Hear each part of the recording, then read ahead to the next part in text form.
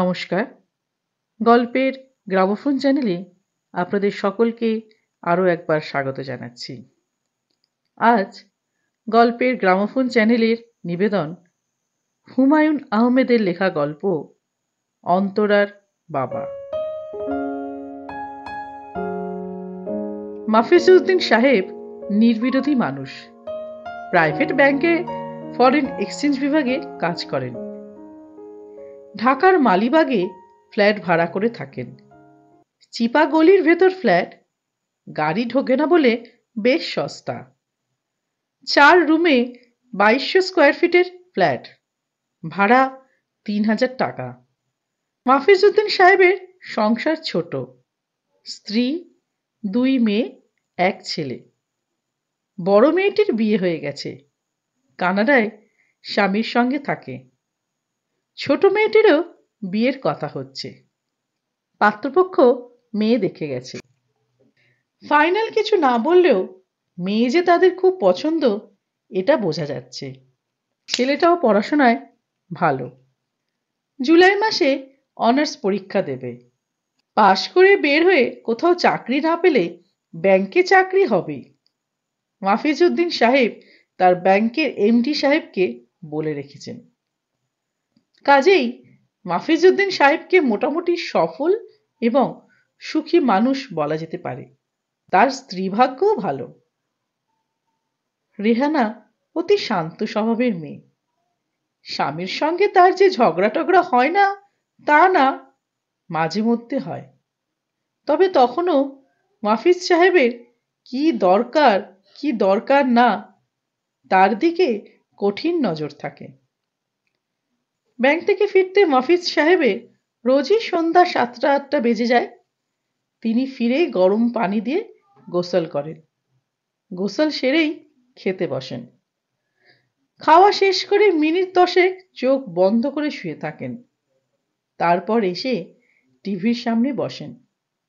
নাটক থাকলে নাটক দেখেন, নাটক না থাকলে ভিসিপিতে হিন্দি ছবি দেখেন। পুরনো ছবি 2-3 বার করে দেখতেও তার কোনো আপত্তি নেই। তবে পুরনো ছবি যেন তাকে দেখতে না হয়, রেহানার সেদিকেও নজর আছে। বাসায় কেউ না থাকলে তিনি নিজেই ভিডিও ক্লাব থেকে ছবি নিয়ে আসেন। হিন্দি ছবি দেখার ব্যাপারে তার কোনো আগ্রহ নেই। তবু স্বামীকে খুশি করার জন্য তিনি বলেন, নাচ গান আসলে আমাকে ডাক দিও তো, তোমার সঙ্গে বসে দেখব। মাফিজ সাহেব সুবোধ স্বামীর মতো নাচ গানের জায়গায় এলে স্ত্রীকে ডাকেন। স্বামী স্ত্রীর সাংসারিক কথাবার্তা ছবি দেখার সময়ই হয়। কারণ মাফিজ সাহেব ছবি শেষ করেই ঘুমোতে যান। তাকে খুব ভোরে উঠতে হয়। প্রাইভেট ব্যাংক, 9টা থেকে ব্যাংকিং আওয়ার। মাফিজ সাহেবের জীবনযাত্রা এভাবেই চলছিল। এক বুধবারে সামান্য ব্যতিক্রম হলো। তিনি পলিথিনের একটা পোটলা নিয়ে অফিস থেকে ফিরে যথারীতি গোসল করতে গেলেন। গোসলের মাঝখানে রেহানা বাথরুমের দরজায় ধাক্কা দিয়ে বললেন, পোটলার ভেতর কাপড় কিসের? মাফিজ সাহেব বললেন, আমার কাপড়। তোমার কি কাপড়? কিনলাম আর কি। কিনবে তো বটেই, বিনা টাকায় তোমাকে কে কাপড় দিবে? কিসের কাপড়? কাফনের কাপড়। কাফনের কাপড় মানে কি? মাফিজ সাহেব জবাব দিলেন না, মাথায় পানি ঢালতে লাগলেন। রেহানা বললেন, জবাব দিচ্ছ না কেন? কাফনের কাপড় মানে কি? কার কাফনের কাপড়? তোমার কথা তো কিছুই বুঝতে পারছি না। তুমি কি মারা গেছো নাকি যে তোমার কাফনের কাপড়? গোসলটা একটু বন্ধ রেখে কথার জবাব দাও তো। আমার এক কলিগ হজ করতে গিয়েছিলেন, তাকে আনতে বলেছিলাম। মক্কা থেকে তোমার জন্য কাফনের কাপড় আনতে বলেছো? কেন, দেশে সাদা কাপড় পাওয়া যায় না? কাবা শরীফ চুয়ায়ে এনেছে। কাবা শরীফ চুয়ায়ে তোমার জন্য কাফনের কাপড় আনতে হবে কেন? মাফিজ সাহেব গোসল শেষ করে বের হলেন। শান্ত গলায় বললেন, ভাত দাও। ভাত দাও মানে? তুমি আগে বলো, কাফনের কাপড় কি মনে করে আনালে? মাফিজ সাহেব জবাব দিলেন না। খাবার টেবিলের দিকে রওনা হলেন। বিয়ের কথা ঠিকঠাক হবার পর কোনো এক বিচিত্র কারণে মেয়েরা বাবার দিকে চলে আসে, অতিরিক্ত মমতা দেখায়, খানিকটা আহ্লাদিও করে। মাফিজউদ্দিন সাহেবের মেয়ে অন্তরার ভেতরেও এই ব্যাপারটা হয়েছে। সে তার ঘরে বসেছিল। মায়ের চেঁচামেচি শুনে বিরক্ত মুখে বলল, এরকম করছো কেন মা? রেহানা বললেন, কি করছি? তোর বাবা কি করেছে শুনতে পাসনি? কাফনের কাপড় নিয়ে এসেছে। কি হয়েছে তাতে? অনেকেই আনে। শুধু শুধু চেঁচিও না তো মা। একটা মানুষ সারাদিন অফিস করে এসেছে, তাকে তুমি রেস্ট দেবে না? চিৎকার করে মাথার পোকা নড়িয়ে দিচ্ছ। এই কাফনের কাপড় আমি কিন্তু ঘরে রাখবো না। আচ্ছা, রেখো না, এখন দয়া করে চিৎকার থামাও। ভাত খাবার পর বাবা মুভি দেখবে। নতুন কিছু এনেছো? না আনলে স্লিপ দিয়ে কাজের মেয়েটাকে পাঠাও। বেচারা রোজ পুরনো মুভি দেখে, আমার খুব খারাপ লাগে। মাদার ইন্ডিয়া ছবিটা এই নিয়ে 3বার দেখলো। 3বার দেখার মতো কি আছে? অন্তরা তার বাবার খাবার সময়ও কিছুক্ষণ সামনে বসে রইল। প্লেটে ভাত তুলে দিল। মাফিজউদ্দিন সাহেব নিঃশব্দে খেয়ে গেলেন। এমনিতেই তিনি কথা কম বলেন, খাবার সময় একেবারেই বলেন না। মাফিজউদ্দিন খেয়ে দিয়ে অন্য দিনের মতো রেস্ট নিতে গেলেন না, সরাসরি ছবি দেখতে গেলেন। অন্তরা টেলিফোন নিয়ে তার নিজের ঘরে ঢুকে ভেতর থেকে দরজা লাগিয়ে দিল। যে ছেলের সঙ্গে বিয়ে ঠিক হয়েছে, রোজ রাত 9টার সময় সে টেলিফোন করে। টেলিফোনে 1 ঘন্টার মতো কথা হয়। 1 ঘন্টা কথায় অনেক কিছু চলে আসে। অন্তরা তার বাবার কাফনের কাপড় কেনার প্রসঙ্গ নিয়ে এলো। এই জানো আজ কি হয়েছে?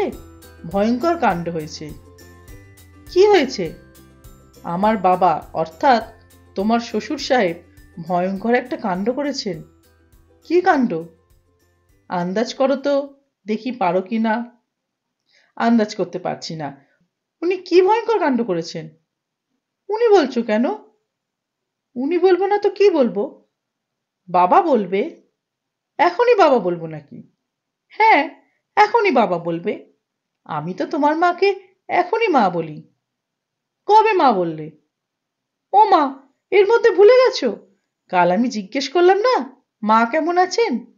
আমি কি বলেছি তোমার মা কেমন আছেন? ও আচ্ছা, এখন মনে পড়েছে। তোমার এমন ভুলো মন কোনদিন আমাকে ভুলে যাবে? কে জানে, হয়তো এখনই ভুলে যাবে। বলো তো, আমার নাম কি? আসলেই তো ভুলে গেছি। তোমার নাম যেন কি? ফাজলামি করবে না তো। আচ্ছা যাও, ফাজলামি করব না। তোমাদের বাসায় ভয়ঙ্কর ব্যাপার কি হলো তা কিন্তু এখনো বলনি। আমার বাবা কাফনের কাপড় কিনে নিয়ে এসেছেন। সে কি? কার জন্যে? কার জন্যে আবার? নিজের জন্যে। বলো কি? মাথা খারাপ নাকি? নিজের শ্বশুর সম্পর্কে এসব কি বলছো? ছি! I am sorry.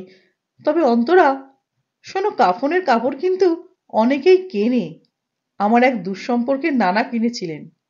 শেষে দেখা গেল তার সংসারের সবাই মারা গেছে, তিনি শুধু বেঁচে আছেন।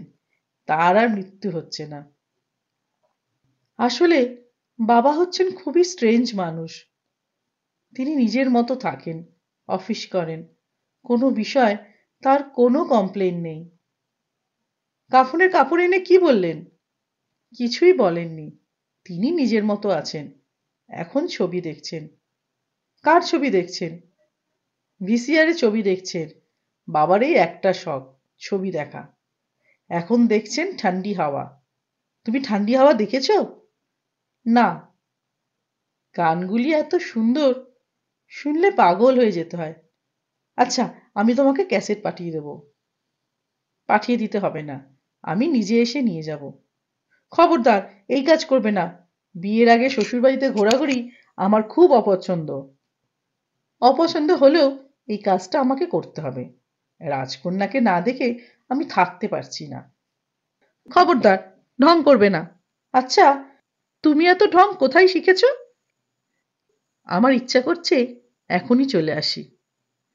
আমি গোপনে এসে চুপ করে তোমার দরজায় টোকা দেব। তুমি দরজা খুলতেই ঝপাং। ঝপাং মানে? ঝপাং করে তোমার গায়ে লাফিয়ে পড়বো। এই শোনো, তুমি কিন্তু কথাবার্তা অসভ্য দিকে নিয়ে যাচ্ছ। এরকম করলে আমি কিন্তু টেলিফোন রেখে দেবো। হুম, রাখতে পারবে না, কারণ আমাদের কথা হয়েছিল আমি একটা অসভ্য কথা বলতে পারি। একটা বলে ফেলেছ, আর পারবে না। এখনো বলিনি। আমি কিন্তু টেলিফোন রেখে দিচ্ছি। এই রাখলাম। 1 2 3। অন্তরা টেলিফোন নামিয়ে রিঙ্গার অফ করে দিল। ওপাশ থেকে টেলিফোন করে করে ক্লান্ত হোক, মজা বুঝুক। রাত 12টার পর অন্তরা নিজেই করবে। এর মধ্যে অসভ্য কথা বলার জন্য বাবু সাহেবের যথেষ্ট শিক্ষা হয়ে যাবে। অন্তরা মাকে নিয়ে খেতে বসলো। সাজ্জাদ বাসায় নেই। সে তার বন্ধুর বাড়িতে পড়াশোনা করতে গিয়েছে। পড়াশোনা শেষ করে রাতে সেখানেই থেকে যাবে। অন্তরা বলল, কাজের মেয়েটাকে বলো তো মা, বাবাকে 1 কাপ চা দিয়ে আসুক। ছবি দেখার সময় চা খেতে ভালো লাগে। রেহানা বললেন, তোর বাবার চা কফি কিছুই লাগে না। কাপে করে গরম পানি দিয়ে আয়, চুকচুক করে গরম পানি খাবে আর ছবি দেখবে। ছবিও কিন্তু দেখে না। ঘটনাটা কি জিজ্ঞেস কর, বলতে পারবে না। কি যে তুমি বলো, কেন বলতে পারবে না? তাকিয়ে থাকার জন্যে তাকিয়ে থাকে। তুমি বাবার উপর রেগে আছো বলে এরকম কথা বলছো। রাগের মতো কাজ করলে আমি রাখবো না? বাবা মোটেই রাগের মতো কাণ্ড করেনি। কাফনের কাপড় অনেকেই কেনে। আমার এক খুব ক্লোজ ফ্রেন্ডের নানা কিনেছিলেন। তারপর কি হয়েছে শোনো মা। তার সংসারের সবাই একে একে মরে গেলেন, তিনি শুধু বেঁচে রইলেন, অমর হয়ে গেলেন। বাবার বেলাতেও বোধহয় এরকম হবে। দেখা যাবে বাবা বেঁচে আছেন, আমরা সবাই মরে ভূত হয়ে গেছি। হি হি। রেহানা মুখ কালো করে বললেন, হাসছিস কেন? হাসির কি হলো? হাসি আসছে, আমি করব কি? মাগো, কি অদ্ভুত দৃশ্য! বাবা কাফনের কাপড় পরে ঘুরে বেড়াচ্ছে, আমরা সবাই মরে ভূতে বিভিন্ন গাছে বাস করছি। হি হি হি। হাসি বন্ধ কর, বন্ধ কর বললাম। অন্তরা হাসি বন্ধ করতে পারল না। হাসির ফাঁকে ফাঁকে বলল, মা, ভূতে আমি কিন্তু বোগেনভেলিয়া গাছটাই থাকবো, তুমি অন্য কোনো গাছ বেছে নাও। হি হি হি। অন্তরার ইচ্ছা করছে ভূত বিষয়ক এই মজার ব্যাপারটা এক্ষুনি টেলিফোন করে আসল মানুষটাকে জানায়। তবে ইচ্ছে করলেও এই কাজটা সে এখন করবে না। রাত 12টার আগে অবশ্যই না। রাত 12টা পর্যন্ত বাবু সাহেব টেলিফোনে আঙুল টিপে টিপে ক্লান্ত হয়ে নিক, অসভ্য কথা বলার মজাটা টের পাক। রেহানা ঘরের কাজ শেষ করে ঘুমোতে যাবার আগে ঘড়ির দিকে তাকালেন। 10টা বেজে 11 মিনিট। অন্তরার বাবা নিশ্চয়ই ঘুমিয়ে পড়েছে। ঠিক 10টায় সে দাঁত মেজে বিছানায় যায়। তার বিছানায় যাওয়া মানেই ঘুম। তখন ডাকলে উ করে সাড়া দেয় ঠিকই, কিন্তু সেই সাড়া দেওয়াটাও হয় ঘুমের মধ্যে। আশ্চর্য একটা মানুষ। সংসারে কি হচ্ছে কি না হচ্ছে কোনো খোঁজ নেই। ছেলেটা আজ বাসায় নেই, এটাও তার চোখে পড়ল না। চোখে পড়লেও অবশ্যই কিছুই হবে না। জিজ্ঞেস করবে না সে কোথায়। বাসায় একটা বিয়ে হচ্ছে, জিনিসপত্র কেনাকাটা আছে, বিয়ের তারিখ ঠিক করা আছে, কোনোটার সঙ্গে কোনো যোগ নেই। সে আছে নিজের মতো। মাস শেষে বেতনের টাকাটা তুলে দিলেই যেন সব দায়িত্ব শেষ। এরকম মানুষের আসলে সংসার করাই ঠিক না। এরা আসলে মানুষ না, ঘরের আসবাব। সংসারে এদের ভূমিকা ফার্নিচারের মতো। জায়গা মতো ফার্নিচারটা বসিয়ে দাও, মাঝে মধ্যে ঝাড়া দিয়ে ঝেড়ে ধুলো উড়িয়ে দাও, সব ঠিক। রেহানা পান মুখে দিয়ে অন্তরার ঘরের দিকে গেলেন। তারও কথা বলার মানুষ নেই। মেয়ের সঙ্গে কিছুক্ষণ গল্প করা, সেই সুযোগও বেশি দিন পাওয়া যাচ্ছে না। বিয়ে হয়ে মেয়ে চলে যাচ্ছে। রেহানা অন্তরার ঘরে ঢুকতেই অন্তরা বলল, মা, আজ তোমার সঙ্গে গল্প করতে পারবো না, আজ যাও তো। কি করবি? টেলিফোন নিয়ে বসবি? টেলিফোন নিয়ে বসবো মানে? আমি কি সারাক্ষণ টেলিফোন নিয়ে থাকি? যখনই তোর ঘরের সামনে দিয়ে যায় তখনই দেখি গুটুর গুটুর করছিস। বিয়ের আগে এত কথা বলে ফেললে, বিয়ের পর কি বলবি? আশ্চর্য কথা, তোমার ধারণা দেখে অবাক হচ্ছি মা। তুমি ভাবছো আমি ওর সঙ্গে কথা বলি? আমার এত কি দায় পড়েছে? আজ সে টেলিফোন করেছিল, আমি মুখের ওপর টেলিফোন রেখে দিয়ে রিঙ্গার অফ করে দিয়েছি, যাতে টেলিফোন করলেও আমাকে ধরতে না হয়। সে কি? কেন? আমার কথা বলতে ইচ্ছে করে না, এই জন্যে। এটা তো ঠিক না, মুখের ওপর টেলিফোন রেখে দিবি কেন? কোনটা ঠিক কোনটা ঠিক না তা নিয়ে তোমাকে বক্তৃতা দিতে হবে না মা। প্লিজ, তুমি এখন যাও, তোমাকে অসহ্য লাগছে। কেন? আমি কি করলাম? তুমি কি করলে আমি জানি না, আমি শুধু জানি এবাড়ির সবাইকে আমার অসহ্য লাগছে। রেহানা মুখ কালো করে মেয়ের ঘর থেকে বের হয়ে এলেন। নিজের শোবার ঘরে ঢুকে চমকে গেলেন, কারণ অন্তরার বাবা এখনো জেগে আছে। তার চেয়ে বড় কথা, তার সামনে কাফনের কাপড় বিছানো। কাপড়টা প্যাকেট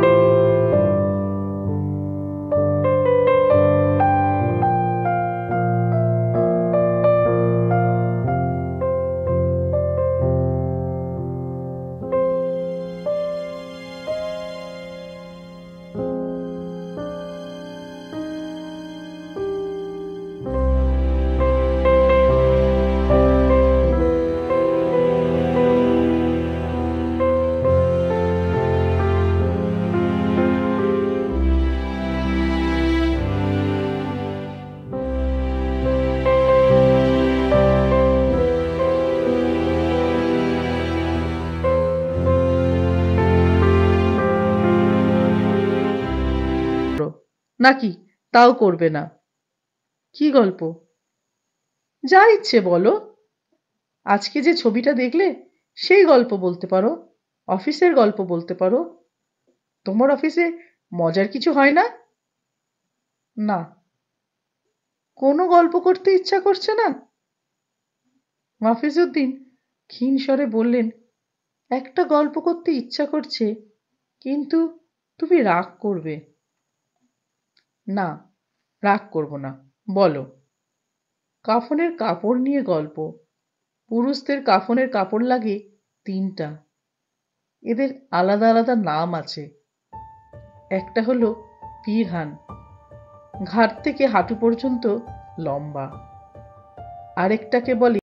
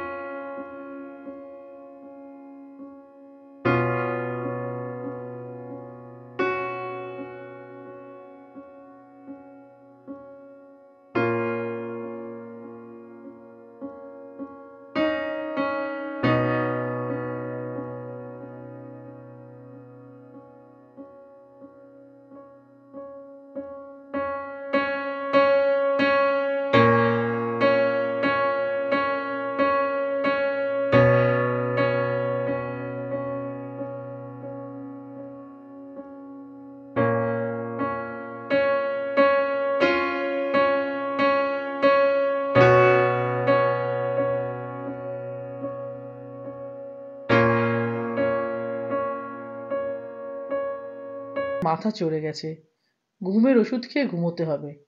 ঘুমের ওষুধ খেলেও হয়তো ঘুম হবে না। রাত 12টা বাজে। অন্তরা টেলিফোন করলো। একটা রিং হতেই ওপাশ থেকে রিসিভার তুলল। অন্তরা বলল, ঘুমিয়ে পড়েছিলে? ঘুমাবো মানে? তুমি এমন খট করে টেলিফোন রেখে দিলে। তুমি অসভ্য কথা বলবে আর আমি টেলিফোন ধরে থাকবো? আমি এরকম মেয়ে না। এই শোনো, আমার না মনটা খুব খারাপ। কেন? মার সঙ্গে খারাপ ব্যবহার করেছি, এই জন্যে মন খারাপ। খারাপ ব্যবহার করেছো কেন? উনি কি করেছিলেন? আমার সঙ্গে গল্প করতে এসেছিল। গল্প করতে এলে খারাপ ব্যবহার করবে কেন? মাকে তো তুমি চেনো না। মা বিরাট গল্পবাজ।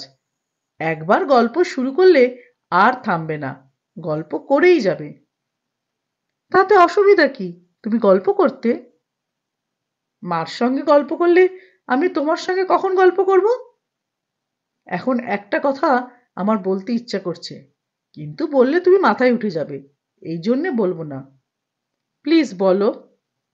কথাটা হচ্ছে, তুমি ছাড়া আর কারোর সঙ্গে আমার কথা বলতে ভালো লাগে না। মিথ্যা কথা। অন্তরা কাঁদো কাঁদো গলায় বলল, তুমি আমার কথা বিশ্বাস করলে না? ওপাশ থেকে সঙ্গে সঙ্গে বলা হলো, বিশ্বাস করি। বিশ্বাস করব না কেন? তাহলে কেন বললে মিথ্যা কথা? এমনি বললাম, মজা করার জন্যে বললাম। খবরদার আর বলবে না। আচ্ছা যাও, আর বলবো না। প্রমিস? প্রমিস। একটু ধরো তো 1 মিনিট। কোথায় যাচ্ছ? বসার ঘরে ভিসিআর চলছে, দেখে আসি কি ব্যাপার। এত রাতে কে ছবি দেখছে? সেটাই তো বুঝতে পারছি না, তুমি ধরো তো। অন্তরা বসার ঘরে ঢুকল, স্তম্ভিত হয়ে তাকিয়ে রইল। মফিজউদ্দিন সাহেব ভিসিআর দেখছেন, তার গায়ে কাফনের কাপড়। তিনি শুয়ে আছেন লম্বা হয়ে, মাথার নিচে বালিশ দেয়া, যাতে ভিসিআর দেখতে অসুবিধা না হয়। অন্তরা কাপা গলায় ডাকল, বাবা। মাফিজউদ্দিন মেয়ের দিকে এক পলক তাকিয়েই টিভি পর্দার দিকে দৃষ্টি ফিরিয়ে নিলেন। অন্তরা বলল, তুমি কি পড়ে আছো বাবা? মাফিজউদ্দিন টিভি পর্দা থেকে দৃষ্টি না ফিরিয়ে বললেন, কাপড়টা পরে দেখলাম ফিটিং হয় কিনা। ভালো ফিটিং হয়েছে। অন্তরা সারা বাড়ি কাঁপিয়ে বিকট চিৎকার দিল, গলা ফাটিয়ে ডাকলো, মা, মা। মাফিজউদ্দিন সাহেবের তাতে কোনো ভাবান্তর হলো না। কাফনে মোড়া একজন মানুষ, শুধু মুখটা বের হয়ে আছে, চোখ খোলা। সেই চোখ তাকিয়ে আছে টিভির পর্দার দিকে। টিভি পর্দার আলো এসে চোখে পড়েছে, তার চোখ চকচক করছে। গল্পটি এখানেই শেষ হলো। আশা করি এই গল্পটি আপনাদের ভালো লেগেছে। আর যদি ভালো লেগে থাকে তাহলে অবশ্যই আপনারা আমার এই চ্যানেলটিকে সাবস্ক্রাইব করে নেবেন। খুব শিগগিরই হাজির হব আমার পরবর্তী গল্প নিয়ে। নমস্কার।